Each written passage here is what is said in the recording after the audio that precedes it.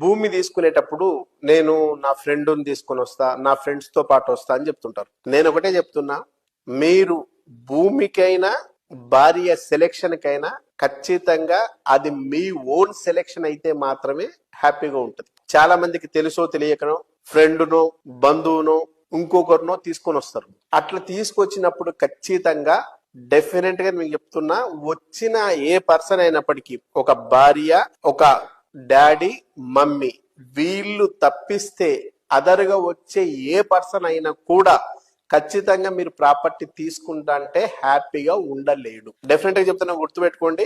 మీకు సంబంధించిన ఈ ఫ్యామిలీ మెంబర్స్, ఈ ముగ్గురు ఎవరైతే ఉన్నారో వీళ్ళకి తప్ప ఇంకా ఎవరు వచ్చినా కూడా మీరు ప్రాపర్టీ తీసుకుంటా అంటే వాళ్ళు హ్యాపీగా ఉండలేరు. ఇది మానవ నైజం. నా ఫ్రెండ్ నాకంటే ఎకనామికల్ గా బాగుండాలని కోరుకునేవాడు ఎవరు ఉండడు. 99% అబో డెఫినెట్ గా